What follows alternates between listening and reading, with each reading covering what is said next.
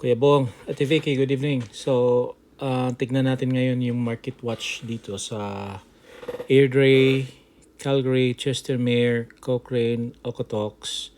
So, ito yung mga neighboring areas na nilagay ko dito sa market watch. Makikita natin dito yung mga activity ng mga bahay natin. Kung ilan yung mga nilili sa market for the past 7 days, ilan yung na sold and ilan yung na terminate, ilan yung mga hindi na tuloy na benta. So, tignan natin to. Ito yon. So, sa new listings, 847 for the past 7 days tayo. Ito yung market watch na tinitignan natin yung trend. Yung mga tinatanggal sa market kasi nagiging pending, like for example, itong 497, nagiging pending siya, meaning nag-offer, nagiging conditionally sold, tinanggal sa market, and then hindi na tuloy yung deal kasi siguro during the conditional period, hindi natuloy yung financing condition dun sa buyer or may nakitaan na may issue sa bahay, hindi natuloy. Kaya binalik sa market. So ito yon 90. Ito namang 784 na figure, ito yung nagpa-price decrease for the past 7 days. So sa nakikita nila, ang daming competition. Yung ibang mga bahay nagsibabaan yung presyo at gusto talaga nila ibenta yung bahay nila kaya nag-decrease na rin din sila ng price to make their units competitive para i-match up nila yung mga nasa neighboring areas. Tapos, meron naman ding nag-price increase which is napakaliit na portion lang. Ito ay selecto na area, usually sa northwest itong nagpa-price increase. Nakikita siguro nila na medyo maraming nagkaka-interest kaya nag-increase sila. Ito naman yung pending 497, yung bali ito yung mga may nakakitaan na ng interest tapos nag-offer, inaccept ng seller, kaya nilagay na nila ng pending. At ito naman yung talagang nabenta, 543 units for the past 7 days. Saka tinanggal sa market yung withdrawn at saka tinerminate. Itong tinerminate, 307, ito yung mga nag-expire na doon sa MLS at tinanggal na, tinerminate na lang. So ngayon, tignan natin yung mga comparable properties na nandun sa area ng listings natin. So nag-ready na ako ng mga MLS IDs, ito yon para makita natin. Kung isi-search natin dito, tapos tignan ko yung map, ito na yon. So ito yung property natin. Fulton Close. So kung i-click ko to, lalabas siya. Ito, makikita. So, yung house natin, by level, 1981, detached, tapos same subdivision as sa Falcon Ridge. Yung total number of beds ay 4. And then, yung floor area natin, based sa measurement, 785 square feet. And then, yung presyo natin kung yung price natin per square foot is $598, almost $600 per square foot. Tapos, wala tayong en-suite. Yung development natin ay basement. Develop yung basement natin. And then, by level ito. Yung mga kompetensya natin dito, yung mga 2 stories. So, yung price natin so far, ito, hindi pa rin nabago since 19 days ago, 469,900 pa rin for 470 kumbaga. Sa parking naman, sa parking features, meron tayong yung mga comparables natin na kinikuha ko dito, ipareho din. Merong double garage, meron tayong double garage na detached. And then, nilagay ko kasi dalawa yung parking sa double garage at saka dalawa din yun sa front, sa alley, sa front ng road. So, bali, total of 4. Na ngayon, tingnan natin yung mga kakompetensya natin, kumbaga. So, i-close ko yan. And then, ito yung mga kakompetensya natin. So, yung mga nandito, like for example, itong mga, ito, green. Yan, active yan. Click natin. So far, original price niya, 489, 900, bali 490,000 na to.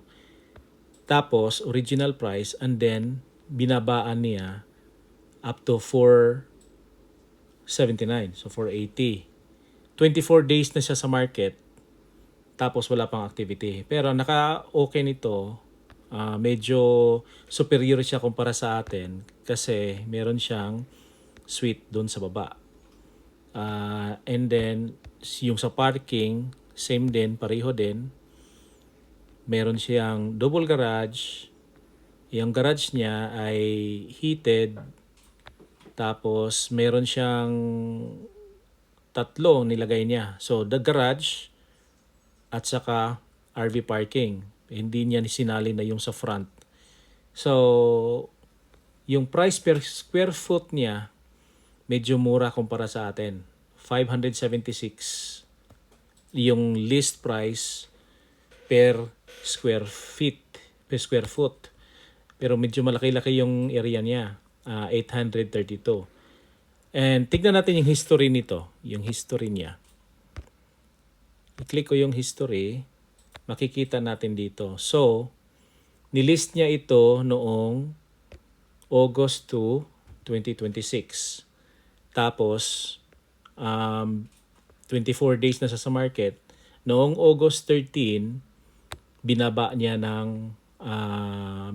yung presyo from 489 to 479. Ngayon, tingnan natin yung ibang mga comparables natin. Ito yung sa atin kanina. Ito, tingnan natin to. So, ito ay 2-story pero pareho pa rin. 4 rooms. Medyo malaki-laki lang yung floor niya. 1,140 yung area. Tapos, medyo mura yung per square foot niya doon sa presyo. 407 lang. Sa atin, 590 something, almost 600. Ngayon, ito ay 2-story. Yung sa atin by level. And originally, nilist niya yung property niya to 485,000. Tapos, binabaan niya up to 465 yung presyo. Na ngayon, tignan natin yung parking features. Sa parking, meron siyang 220 volt wiring, double garage, na detached pa rin siya. Tapos oversize, same sa atin. Hindi na niya kinount yung mga parking dun sa labas, nilalagay lang niya ng total of 2 parkings. And then check natin yung sa loob nito. I-ano ko lang. So medyo updated na rin ng konti. And then proceed tayo dun sa iba. Tingnan muna natin yung history niya. Yung history niya, nilist siya noong July 30 and then pagdating noong August 8, nagbaba siya ng presyo from 485 to 479. Hanggang noong August 14, nagbaba na naman siya ng 475 from 479. And then tapos the same day, nagbaba sila uli ng 469. And then noong August 26, nagbaba sila from original price 485 to 465. And ngayon, 27 days na siya sa market, hindi pa siya nabenta. Hindi natin alam kung ilan lang sa market ngayon yung medyo nakaka-afford sa ganitong presyo. At saka kung meron man, baka may iba silang preference na location. So, tignan naman natin yung iba. Ito. And Ito sa Fulton Drive, malapit lang doon. So, original price niya, tignan muna natin yung history niya dito para makita natin. Oh, walang kuan. Bagong listing. So, June 30, lilist niya ng 479,000. And then, hindi niya binago. 57 days na sa market. It's still active pa ngayon. Hindi pa siya na-sold. And then, yung number of beds niya, pareho sa atin, 4. Medyo malaki-laki konti yung floor area niya. Mabot ng 944. Yung sa atin, 700 something. And then, yung list price per square foot, medyo mura ng konti kumpara sa atin. And yet, nandito pa sa market. And then, ang nakapa-superior nito, meron pa siyang suite sa ilalim, sa basement ng bahay niya. And then ito pala ay 4-level split. Sa atin by level. Yung parking niya, meron siyang alley access, meron siyang double garage, detached, and meron pa rin siyang sa on-street parking. So nilagyan na rin niya ng total of 3 parking. Ngayon, proceed tayo doon sa iba.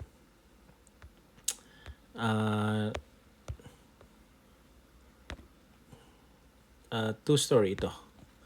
So, active siya ngayon. Tingnan natin. Ito two-story. Two-story. Same. Total of beds 4. Medyo malaki-laki yung floor area niya. And then, napakamura kumpara din sa the rest na tinignan natin. Yung list price per square foot na presyuhan niya. And then, ngayon, 420 sa market. Ika 5 days na niya ngayon. So far, wala pang activity. Tingnan natin yung history kung saan ito galing.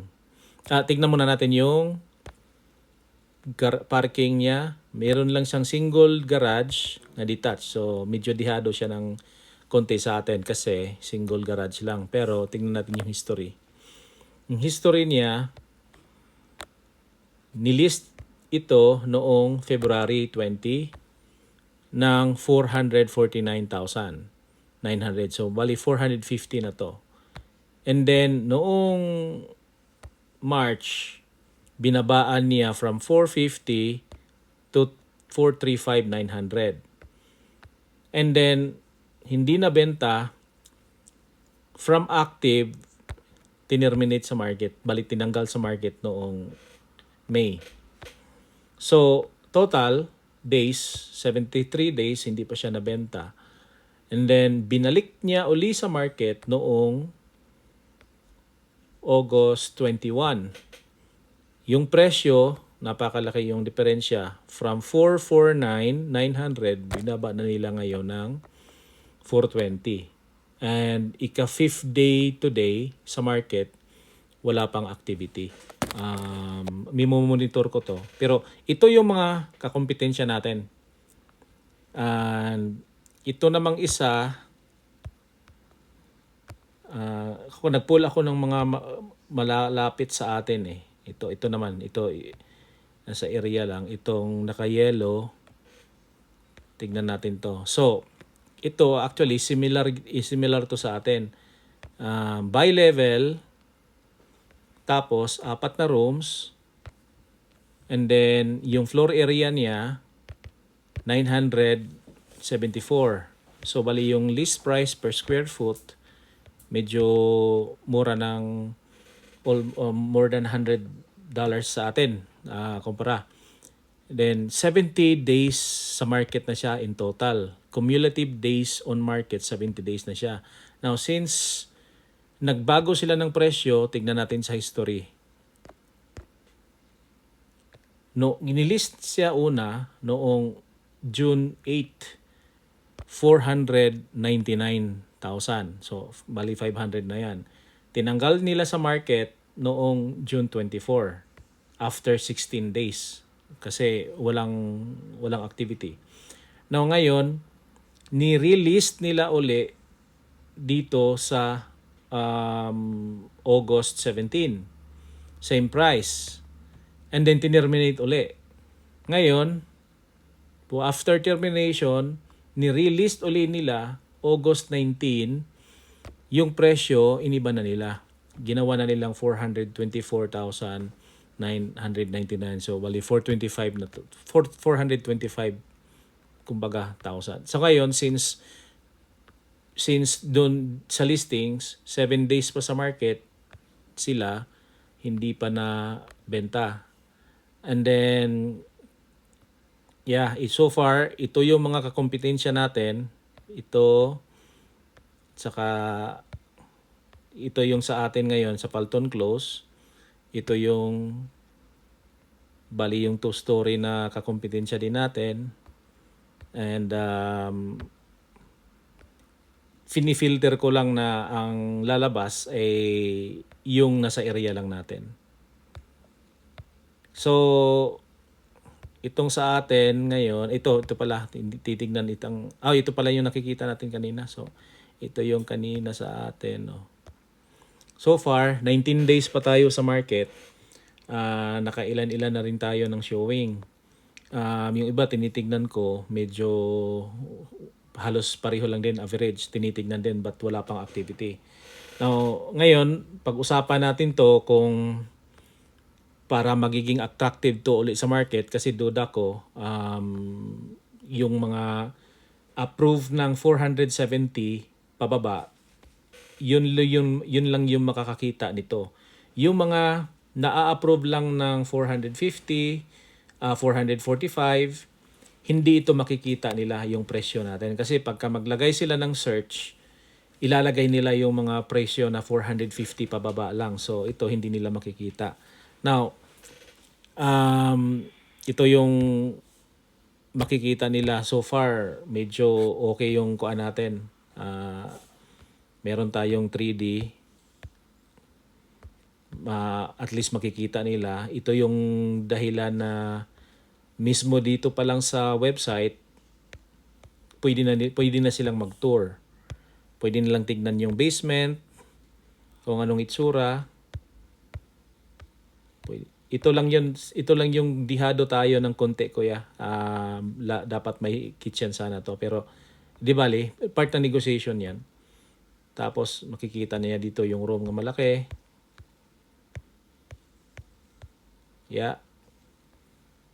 Tapos punta sila ng garage. Ang problema lang sa garage, medyo medyo kalat ng konti pagkatingin nila. Kaya, pag-usapan natin to. Let me know kung magkaano yung pwede nating ibaba para magiging competitive tayo dun sa market. And so far, dami namang nag-showing kaso nag-follow up ako. Medyo hindi nila na-consider yung property natin na part dun sa shortlist nila. Kaya sige lang, hintay-hintay lang tayo at kuan lang 'yan. Makakahanap lang rin tayo ng mga right buyers. Let me know kuya, may message, tatawagan kita after mo ma-review to para kuan natin, mapag-usapan natin kung magkano yung pwede nating i-adjust sa price para magiging attractive tayo ulit sa market. Okay po.